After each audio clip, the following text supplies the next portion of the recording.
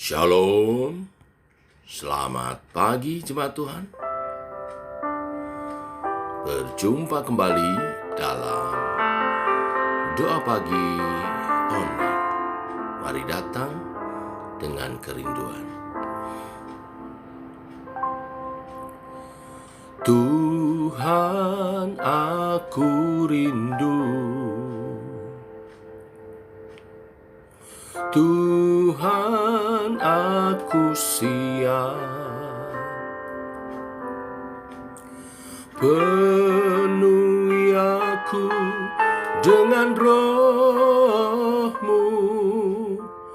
Ku rindu lawatan-Mu. Tuhan, aku rindu. Tuhan, aku siap. Penuhi aku dengan roh-Mu. Ku rindu lawatan-Mu. Ku rindukan Kau hadir di sini saat ini, Yesus. Ku rindukan roh-Mu mengurapi saat ini, Tuhan.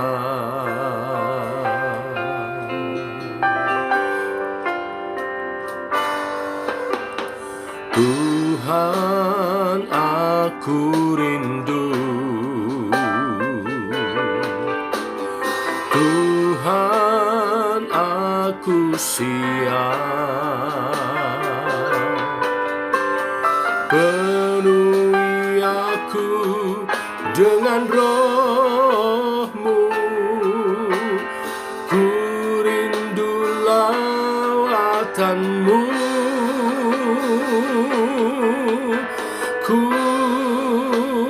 rindukan Kau hadir di sini saat ini, Yesus.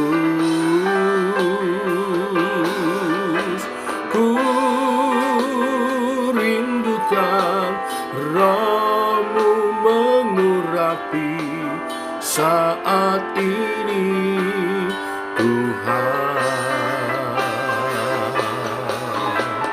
Ku rindukan Kau hadir di sini saat ini, Yesus. Ku rindukan roh-Mu mengurapi saat ini, Tuhan. Saat ini, Tuhan. Saat ini, Tuhan.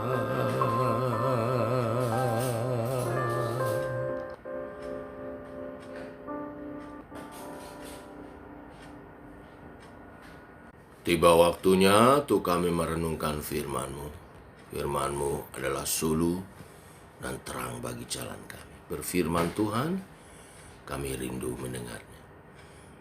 Dalam nama Tuhan Yesus Kristus. Amin.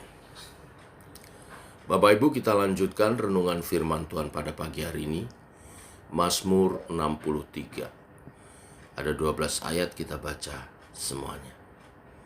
Demikian firman Tuhan. Mazmur Daud ketika ia ada di padang gurun Yehuda. Ya Allah, Engkaulah Allahku, aku mencari Engkau. Jiwaku haus kepadamu, tubuhku rindu kepadamu, seperti tanah yang kering dan tandus tiada berair. Demikianlah aku memandang kepadamu di tempat kudus, sambil melihat kekuatanmu dan kemuliaanmu. Sebab kasih setiamu lebih baik daripada hidup, bibirku akan memegahkan engkau. Demikianlah aku mau memuji engkau seumur hidupku dan menaikkan tanganku demi namamu. Seperti dengan lemak dan sumsum jiwaku dikenyangkan, dan dengan bibir yang bersorak-sorai mulutku memuji-muji.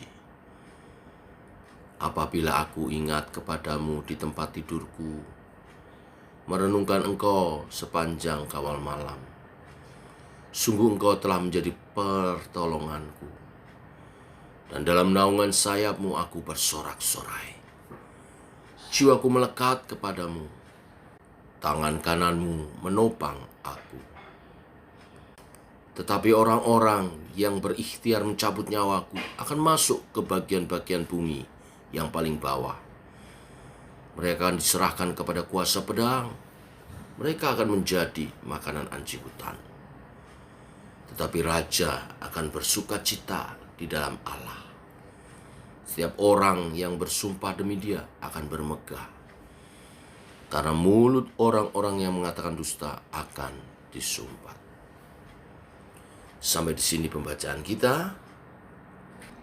Bapak Ibu, Mazmur 63 ditulis oleh Raja Daud ketika dia berada di padang gurun Yehuda. Saat itu Daud sedang melarikan diri dari anaknya Absalom yang ingin membunuhnya. Absalom adalah anak kesayangan Daud. Daud sangat mengasihinya. Tetapi suatu hari Absalom melakukan kudeta, dan Daud harus melarikan diri dari Yerusalem, menghindari peperangan dengan Absalom, bersembunyi di padang gurun Yehuda. Di padang gurun Yehuda, Daud mengalami depresi rohani. Dia berada di lembah kekelaman. Dia mungkin berpikir akan kehilangan semua yang ia hargai di dalam hidupnya.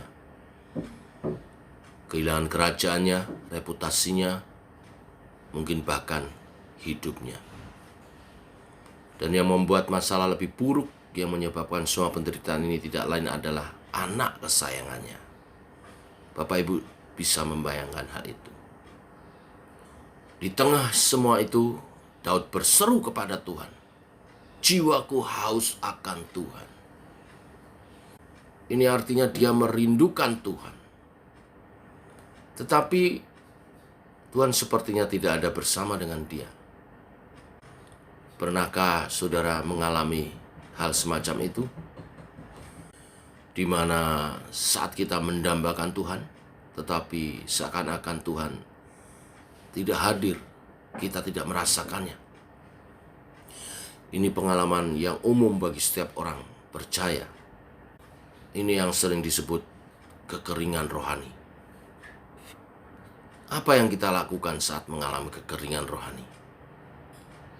Melalui Mazmur ini, Daud menuntun kita bersikap yang benar. Untuk hal itu, kita pertama harus memahami mengapa kita bisa mengalami kehausan rohani.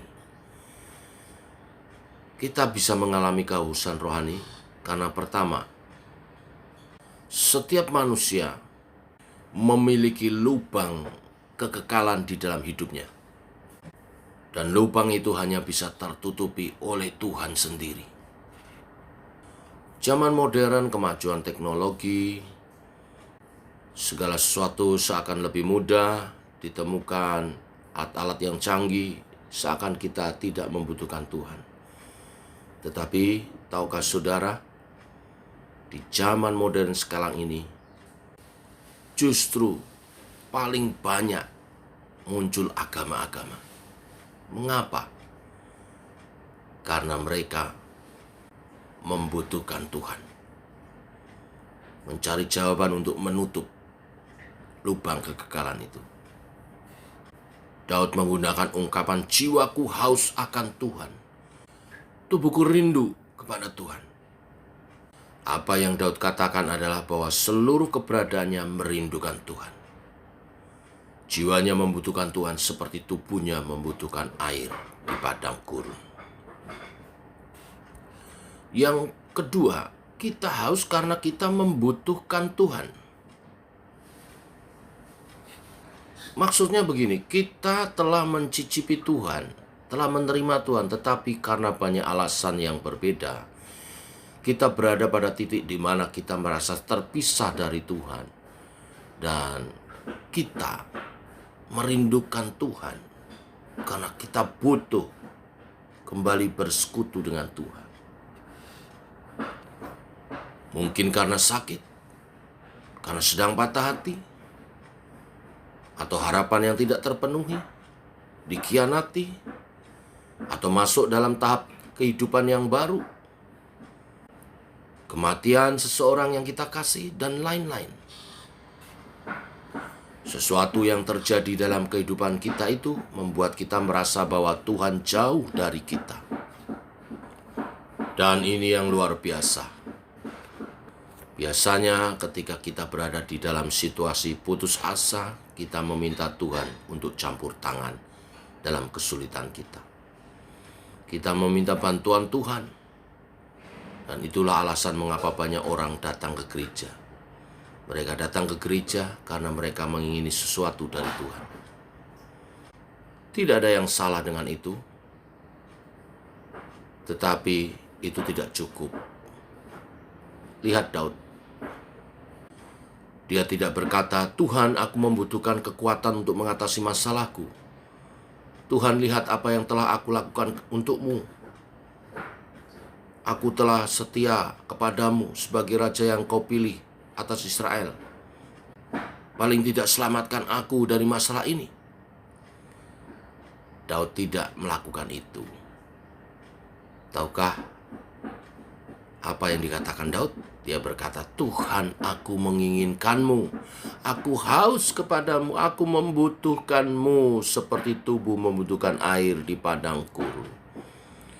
Daud tidak menyesali kenyataan bahwa hidupnya berada di dalam bahaya.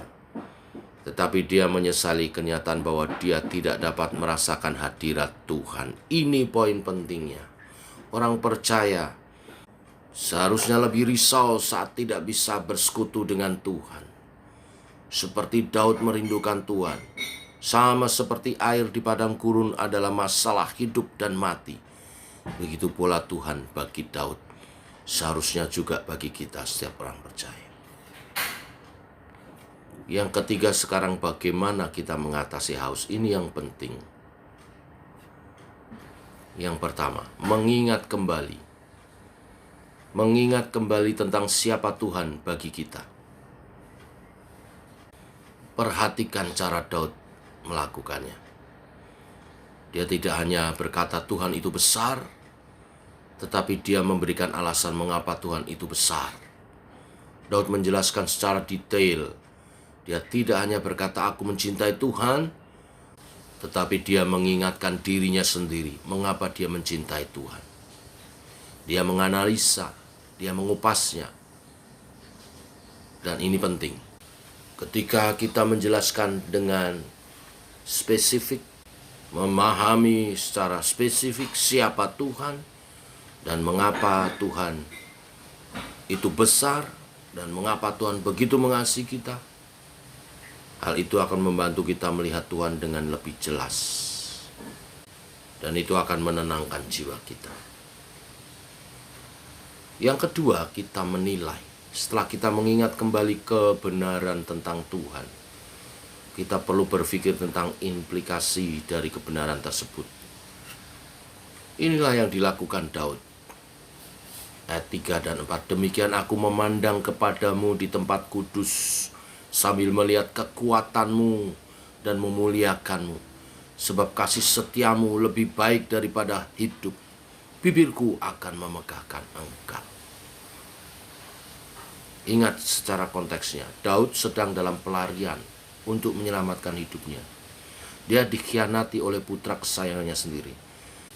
Dalam penilaiannya akan Tuhan, dia mengingatkan dirinya sendiri tentang kuasa dan kemuliaan Tuhan yang telah dia lihat di tempat kudus Tuhan. Dia mengingatkan dirinya sendiri tentang kasih setia Tuhan kepadanya. Dan kemudian dia membandingkannya dengan situasi pada saat itu.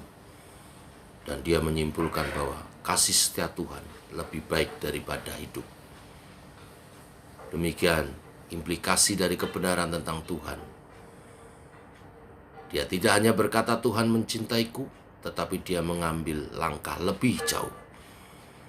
Jika Tuhan begitu penuh dengan kuasa dan kemuliaan, dan aku telah menyaksikannya dalam hidupku sendiri, dan Tuhan yang agung ini mencintai aku dengan kasih setianya, lalu mengapa aku takut? Mengapa aku khawatir tentang hidupku? Memiliki kasih Tuhan yang mulia ini jauh lebih baik daripada hidup. Mengapa aku harus takut kehilangan nyawaku? Inilah yang harus kita lakukan di situasi-situasi yang sulit. Imanmu timbul karena engkau memiliki pengenalan yang benar akan Tuhan.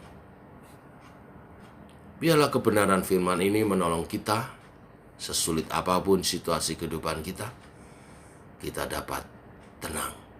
Karena kita yakin percaya dalam pengenalan akan Tuhan, Tuhan setia, menyertai umatnya dan tidak meninggalkan orang-orang yang dikasihinya. Jadilah kekasih-kekasih Tuhan, Tuhan memberkati.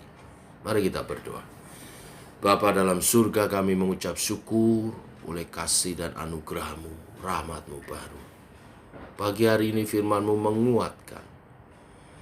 Mazmur mengalami situasi yang sulit, di padang gurun dalam pelarian, dikejar-kejar hendak dibunuh oleh orang yang justru paling dikasihinya.